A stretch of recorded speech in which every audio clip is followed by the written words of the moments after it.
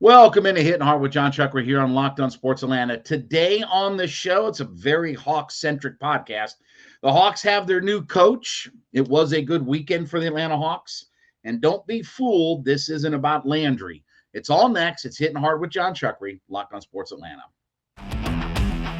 This is Hittin Hard with Jon Chuckery, part of Locked On Sports Atlanta. And it starts now.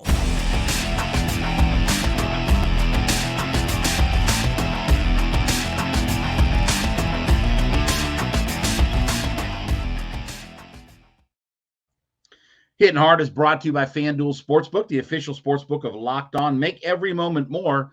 Visit FanDuel.com/LockedOn today to get started. We ask you to head over to YouTube.com. Put Locked On Sports Atlanta into your search browser. When you get there, hit that subscribe button. Leave us a comment. We are free and available to download on all of your favorite podcast platforms, including Spotify, Odyssey, Apple Podcasts, wherever you get all of your favorites.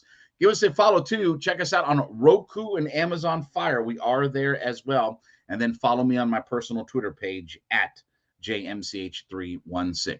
Well, the Hawks have their new coach, and by all accounts, Quinn Snyder is going to actually coach the team on Tuesday when they take on the Washington Wizards. So a very quick turnaround. Now, we'll talk a little bit later on in the show about this decision-making process, but couple of things about the deal. So one is it's a 5-year deal. We do know that part of it, and it will be 4 years after the rest of the season. So it's going to be 5 years, but they are going to factor in this 21 games that they have left, and then it'll be 4 years after that. That's the same deal that they gave Nate. They gave Nate a 4-year extension when they made him the full-time head coach.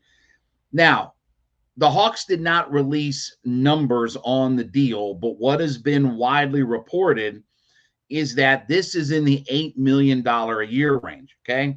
So do you know what coaches make around $8 million a year? Doc Rivers, Mike Budenholzer, Eric Spoelstra, Steve Kerr. Those are the four guys that make around, and then Nick Nurse is the only other one that makes that kind of money. So those four coaches, that first four that I just mentioned, what do they all have in common? Let's see. Ding, ding, ding. Let's do the Jeopardy theme. They're NBA champions. So there's a lot of expectation about Quinn Snyder coming in here and getting this franchise on track. And look, we've talked about this a lot on this podcast over the last year or so, that they have not built off of the success of that Eastern Conference Finals run. And that pendulum has swung more toward away from the Eastern Conference Final run more than it swung toward that Eastern Conference Finals run. So they haven't capitalized on all of that. Now, obviously, look, this is all about coach and his players. Can Trae Young buy into what they're going to do? It was a good weekend for the Atlanta Hawks. We'll talk about that here in just a couple of minutes. But, look, I wouldn't have been upset about any of the major name hires that were available in this search. Quinn Snyder, Udoka, Kenny Atkinson. I wouldn't have been upset by any of those guys because I think they're all good coaches. I think that there were definitely a lot of good coaches that they could pick from.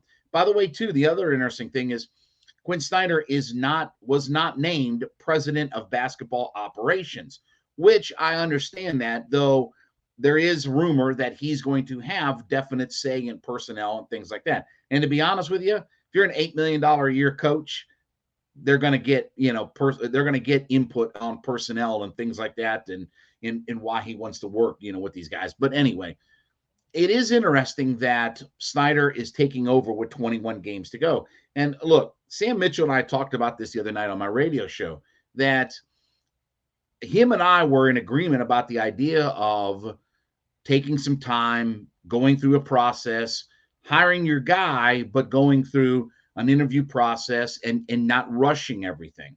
Well, they feel differently, that they're going to bring him in, have him coach. He literally will be on the sideline probably Tuesday night at home against the Washington Wizards, and they're going to roll with this thing and then start evaluating where he's going to be after 21 games and what he thinks about the personnel and stuff like that. So they're definitely not throwing away the season.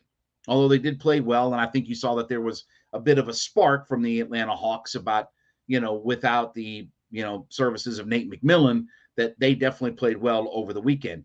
But they're going to do, they're not throwing away this season. They're going to do some evaluations, and they want to get to work on all this. Now, what is going to be interesting is that, Nate McMillan's son is currently on the staff. He is part of that staff. And will Joe Prunty be a part of that staff? Will Nate McMillan's son be a part of that staff? It is interesting to see. But they're hoping that Quinn Snyder gets this thing turned around and swings and pendulum back to, and look, he's been a wildly successful coach. He's had a lot of success in Utah. They haven't, excelled in the playoffs, but they have multiple times gotten through the first round of the playoffs. So I don't have a problem with Quinn Snyder. I think he's a really good head coach, and I think he can turn this thing around if the guys will buy in. That's what it comes down to. Do your star players and all of them, Hunter, Young, Collins, do those guys buy in to the system? We all heard the same message from everybody last week, that the message was getting stale. Maybe it should have come from a different messenger. Maybe his message was for an older roster and this, that, and the other. But we also heard from all the players that this was about accountability on their standpoint, that they all said that, look, we have to be better ourselves. We have to play better. We have to be better as a team. And you saw over the weekend that they played much better. They played like what they're capable of. Now, I think the schedule lent itself to allowing that to happen. But coming up, you've got 4 games against the Washington Wizards, and they're nipping right on your heels. And then if you're going to catch the Knicks and the Miami Heat and some of those teams and move up in the standings, one is good that you beat Brooklyn because you closed the gap. They were ahead of you in the standings. But you don't play the Knicks, but you got to beat the Miami Heat. And you probably have to sweep the Washington Wizards to be able to put them in your rearview mirror.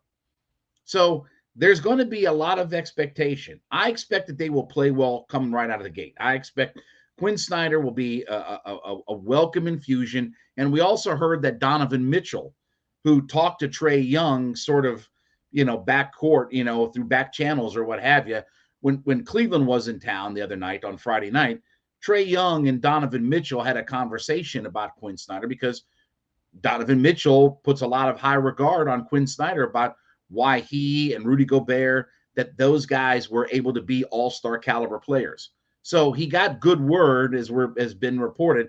He got good word from Donovan Mitchell about this hire.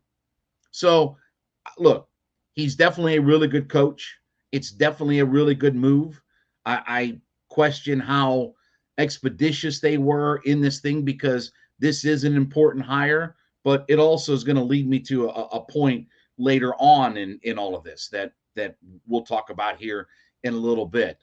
But the Hawks have their new coach, and literally come Tuesday night, he's going to be with them on the sidelines, and we'll see what happens in the Quinn Snyder era as they've got 21 games left to go, and certainly they're looking to try to get up in the standings and get themselves maybe into that 6th seed where you can avoid the play-in tournament altogether.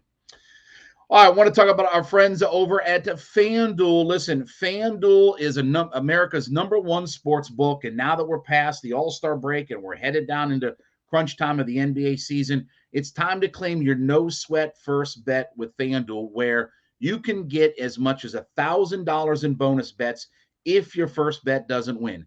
Download the FanDuel Sportsbook app. It's safe, secure, super easy to use. You can bet on money lines, props, everything, point scores. Everything is available to you at FanDuel.com. So now you get a chance, to make a bigger payout with the same game parlay. But when you go to FanDuel.com/lockedon, FanDuel.com/LOCKEDON, FanDuel.com/lockedon, you claim your no sweat first bet where you can get as much as $1,000 in bonus bets if your first bet doesn't win. That's FanDuel.com/lockedon. Learn more there. FanDuel.com/lockedon. Make every moment more with FanDuel, the official sports book betting partner of the NBA.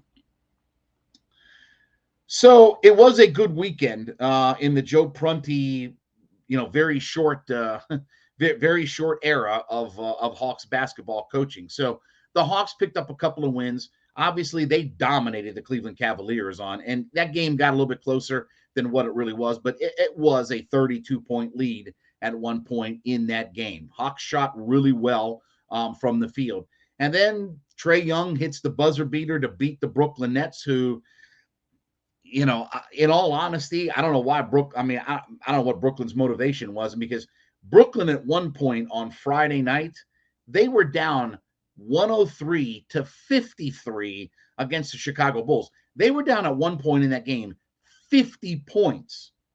They in fact scored 51 points through three quarters of that game the other night against the Bulls. So I don't know what got them all motivated and excited. Maybe just playing badly. They came in here and they were going to have a spark and try to pick up a game on the Hawks or whatever like that. But Trae Young hits the buzzer beater and they beat the Nets. So good weekend. Here's the thing that was the real difference in this game. And it's the idea of Trae and DeJounte coexisting on the court and playing well together. Between the two, they had 121 points and 29 assists in those two games. They shot the ball really well. DeJounte Murray's a leader on defense. He hits that mid-range, and then Trae Young was popping threes. And then when they needed Trae Young, he's hitting the big game winner. So the idea that they were led by their backcourt, that's what we've all been waiting for. That's the thing that we have been waiting to see, is that those guys can work in tandem with one another. And they played outstanding on Friday. They were outstanding yesterday in that game.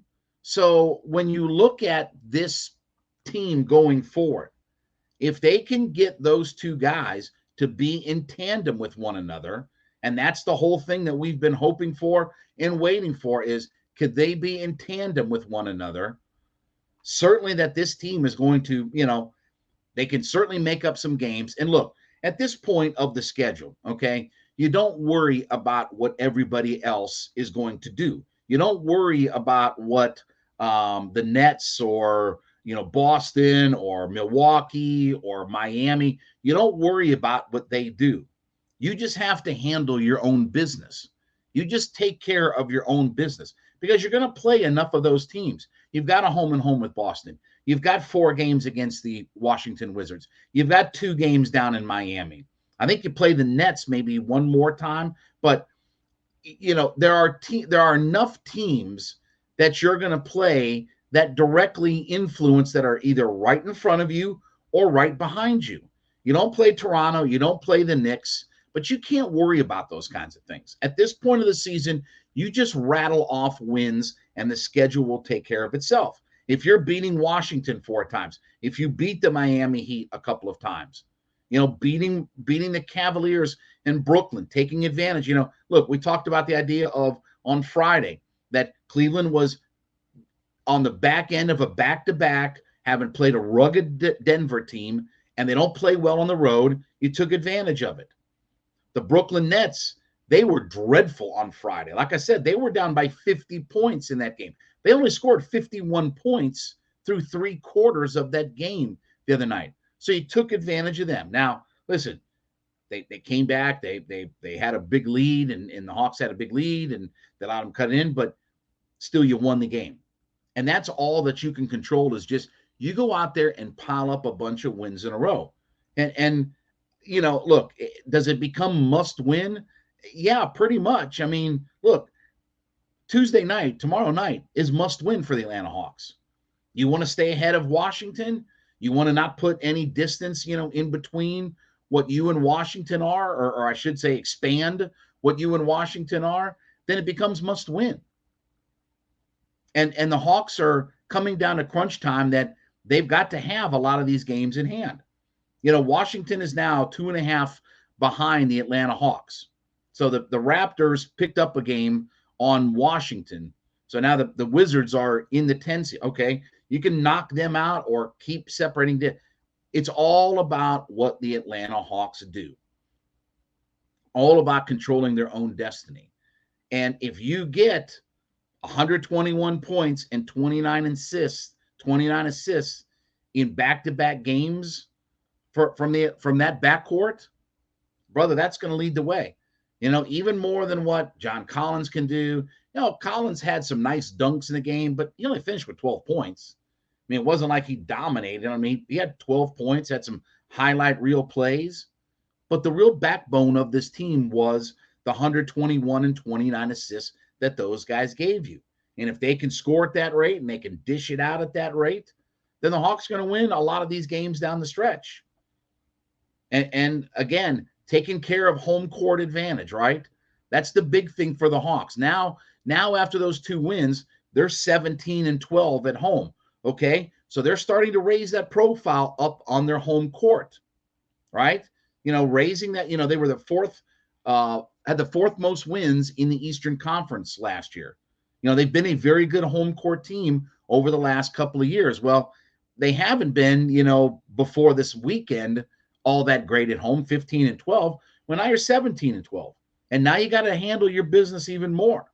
So, look, is it possible that the Hawks go on a pretty good run? Yes. Can you worry about all the other things and check the standings every day? No. Just have the Hawks rattle off a bunch of wins. Other than that 5-game winning streak, they hadn't done a whole lot. But what did Bogey Bogdanovic say the other day at his presser? Winning solves everything, right? We talked about that quote. What did he say? Winning solves everything. And if you pile up a bunch of wins in a row, then you'll be right where you need to be. Pile up a whole bunch of wins, pile up a bunch of wins on your home court, and you will be right where you need to be when all is said and done. Don't worry about the standings. Just take care of your own personal business because you play enough of those teams that are directly in front and directly behind you. I want to talk about our friends over at Built Bar. Listen, everybody trying to get in shape for the new year. You're looking for low sugar, low carb, low calorie types of snacks. Built Bar has got you covered. Whether you go to built.com and check out all the wide selection of products that they have, their wide variety of flavors that they have, whether you want the traditional protein bars, whether you want the marshmallow puffs that are protein infused, they've got you covered. And most of them are 130 calories with 4 grams of sugar and a whopping 17 grams of protein per bar. So whatever flavor that you want, they've got it available. But now, besides going to built.com, if you want to go the brick and mortar route, you want to get your car and drive to the store, guess what? You can go to Walmart and pick up a box of Built Bars in the pharmacy section. Or you can also go over to Sam's Club and pick you up a box of Built Bars. So whether you go the brick and mortar route, whether you go to built.com, check out either way and pick you up a box of Built Bars today, as everybody's looking for those low calorie, low sugar, low carb types of snacks. Get yourself in shape. Get some Built Bars today. And besides making Hittin Hard with Jon Chuckery your first listen every day, make sure you make Locked On Sports Today your second listen. Biggest stories of the day, instant reactions, big game recaps, and the take of the day. It's available Odyssey, Spotify, YouTube, wherever you get all of your favorite podcasts from.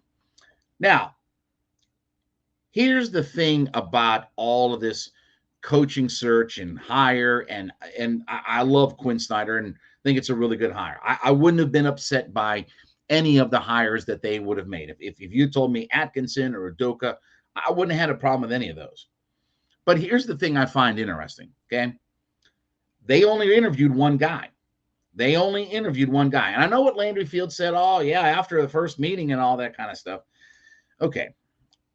Does anybody really think that Landry Fields is calling the shots in this scenario? Okay. You hire a coach within 5-6 days, you're going to put him on the bench with 21 games to go. Now, I know Quinn Snyder's a free agent and he was available and all this kind of stuff, okay? But this is Tony Ressler, okay? And I've talked about this before. This is Tony Ressler guiding the franchise. You think as Travis Schlenk was here and had his neck on the line that they would have had a coach in place and only interviewed one guy and this, that, and the other? I don't believe that for a second. This is all about Tony Ressler. It doesn't mean that Landry Fields is a puppet, But when you've got given a directive from your owner, just like with the luxury tax, just like being below the luxury tax line, right? Because they crept right up to it and they were $1.9 million away from it. They snuck right up as high as they could go without going over it. And at the trade deadline, again, the underreported story about the trade deadline. Yeah, they got Saddiq Bey, and he's already paying big benefits. I really like Saddiq Bey, and I really like what he brings to this team. But they also cut salary at the end of the day. They also lower their salary, where they're at salary-wise. This is all about Tony Ressler putting these directives and mandates in place. Look, Tony Ressler is a hands-on owner. I know Landry Fields said on a radio station the other day he's in charge of basketball operations, and I don't doubt that. I don't doubt if they're looking for a backup point guard that Tony or Landry Fields is the guy who's making those picks. But when it comes to the financial flexibility in the organization, the idea of getting a high-profile coach, making a big splash, and moving that guy into place, that doesn't come from Landry Fields. That comes from your owner. Now, is Tony Ressler Jerry Jones or something? No, he's not picking personnel and different things like that. But there is a directive that is when you have a hire of this kind where you've got to turn the franchise around. You've got a supermax player. You've got a lot of other high-priced guys that are on your roster. When you have to turn this thing, turn the Titanic around and put it in a positive direction, and you're doing it immediately and with this important of a hire. Because what happens if things fall apart in a few years? I don't think Landry Fields is so much in trouble that his job is on the line with this hire or anything like that, because this is Tony Ressler pulling the strings of the puppet on there. This is Tony Ressler giving a directive about the idea of, hey, we need to make a big splash. We're still not going in the luxury tax, this, that, and the other. This comes from the top. And look, the fact that Tony Ressler hasn't spoken to anybody, we heard Tony Ressler speak over the last few years. In fact, he made a big presentation in the offseason, right? We weren't where we needed to be, this, that, and the other, right? And he said, we'll go in the luxury tax if it makes sense. This is coming from Tony Ressler. I don't doubt that Landry Fields is picking and choosing and going the direction that he's told to.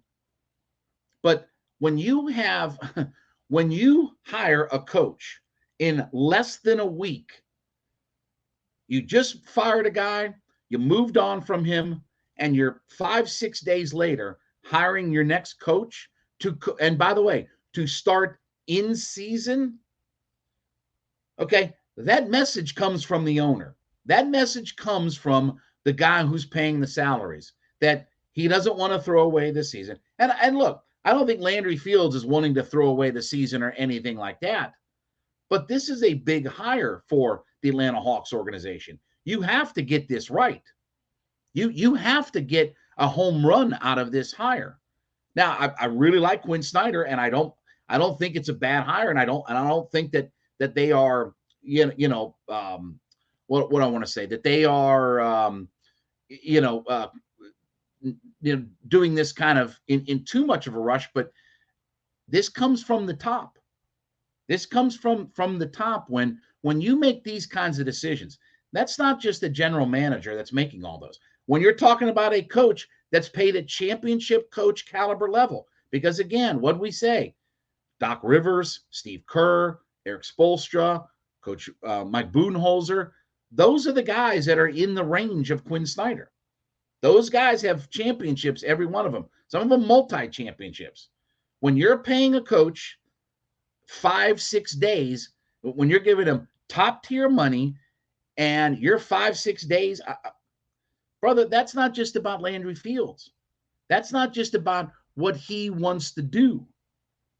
That's not just about what he thinks that should happen to this franchise. That's your owner coming and saying, okay, we got to make a splashy hire. Let's get ahead of all of this. money's not an object, this, that, and the other.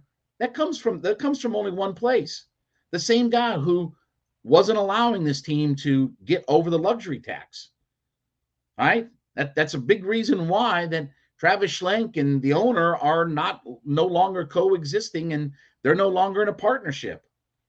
You can't not go on the luxury tax if you're going to be a good franchise. And it was directed that they cut salary and all that, or especially moving on from Kevin Huerter. So at the end of the day, do I think that Landry Fields is in charge of basketball operations? Sure, I do. Tony Ressler is not picking a backup point guard. Tony Ressler is not picking their backup center. But a directive of, you're going to hire a coach, we're going to plug him right in, we're going to pay him whatever he wants. Those come from the top. Those kinds of decisions aren't just left up to a general manager. They are left up to the guy who signs the checks and who writes the checks at the end of the day. And you've got a superstar player and a super max guy, and you got other guys that are Hunter, Collins, big-time contracts. Tony Ressler wants to win. At least give him credit for that. At least Tony Ressler wants to win. He wants to win, and he wants to bring a championship to Atlanta. I give him credit for that. But just be careful of how they go about doing all these things.